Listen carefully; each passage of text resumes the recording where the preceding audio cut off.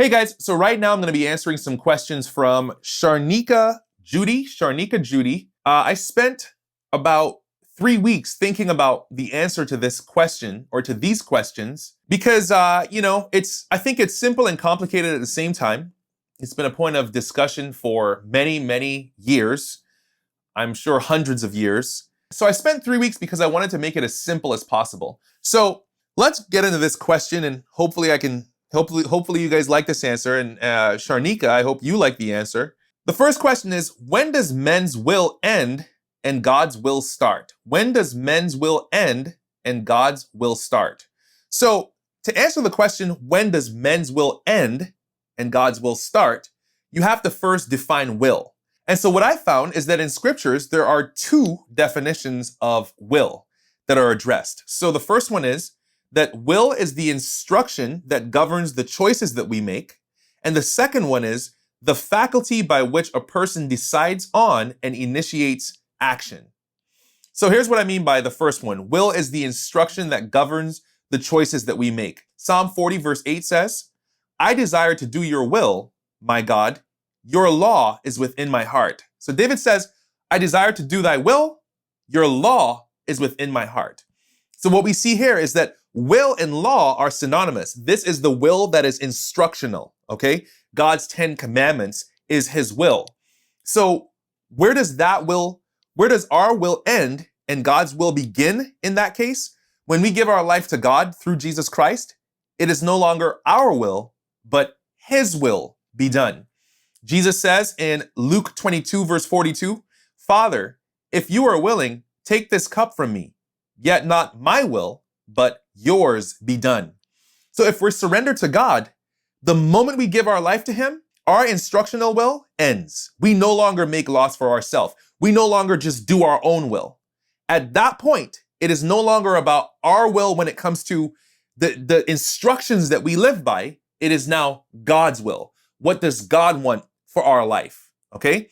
So again, when we give our life to Jesus, that is when our instructional will ends and God's instructional will begins. And that's what we live by if we want to be saying that we follow him and we're actually following him. So that's number one answered. Number two, the will that is not instructional, but based on decisions. That second definition that I gave, the faculty by which a person decides on and initiates an action. So that's talking about choice, the power that goes behind making a decision to follow God every day. And that never ends because we constantly have the ability to choose to leave God or choose to continue to follow God. And that will, people refer to it as willpower. That decision to constantly keep trucking along, following God, that is something that God cannot take away because God is love. And without the ability to constantly choose, we don't have love. That would then be force. So that will continues forever and ever. Willpower, we constantly, every single day, have the decision to choose to leave God or choose to follow him. This is why the idea of once saved, always saved does not work. Because if you say once saved, always saved, then that means you don't have a choice to leave God. And according to the Bible, that is not true. So hopefully that is taken care of. That question on when does men's will end and God's will start. The other question Sharnika asked was, if God knows the future, to what extent is our free will? Well, I think this one is pretty simple. Is the verb to know the same thing as to control or to orchestrate or to plan? Not quite. Just because God knows what his creatures will do, who he creates with free will, doesn't mean that somehow he took control of their will. Absolutely not. So I think that's pretty clear. But once we give our life to God, we then give him the ability to intervene in our life and help us to do his will. Philippians 2 verse 13 says, "For it is God who works in you to will and to act in order to fulfill his good purpose." So we see here that once we give our life to God, that he works in us to will, that is to make the right decisions, and to act. He gives us power so that we can do the right things. So when we give our life to God, we do give him the ability to work inside of us, and he doesn't take away our ability to choose to follow him or choose not to follow him. He just gives us the strength to do his will. So hopefully these were good answers to your question. Of course, I'm sure this can be fleshed out much more. I mean, there's the question now of, okay, well, if God knows everything and he knows what decisions I make, how can I be in a relationship with someone who knows everything that I do and knows it before it will happen? And, I thought about this question too, since I was dealing with these. And what I came up with is that, again, to know is not to experience. So just because I know, for example, that the sun will rise in the morning doesn't mean that I have experienced what the sun will be like tomorrow. Because the sun will rise, but there might be wind to help break that heat a little bit. So many factors play into the fact that the sun will rise, and I know that it will rise, but the feeling of it, the experience of it is different from day to day.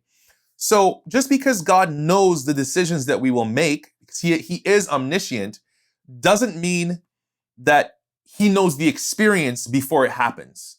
And I believe that God has a different experience with us, a new experience every day. And to show that to know is not the same as to experience, even with God, Genesis 22 verse 12 says, this is after Abraham had shown that he was willing to sacrifice his son Isaac to God. God intervened and says, do not lay hand on the boy. He said, do not do anything to him. Now I know that you fear God because you have not withheld from me your son, your only son. So it says right here, now I know that you fear God. So did God know knowledge-wise? Yes. He knew that Abraham was gonna go to sacrifice his son and do what God told him to do. But then God stopped him and said, now I know. And apparently that word know right there actually means to experience.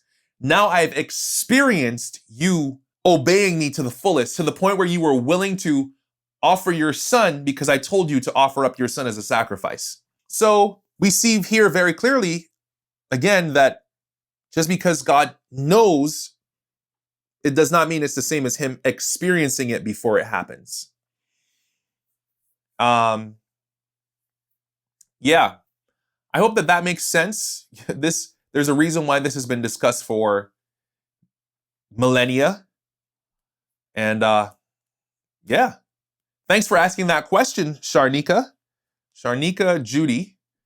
Feel free to ask any more questions, all of you. And yeah, God bless. Peace.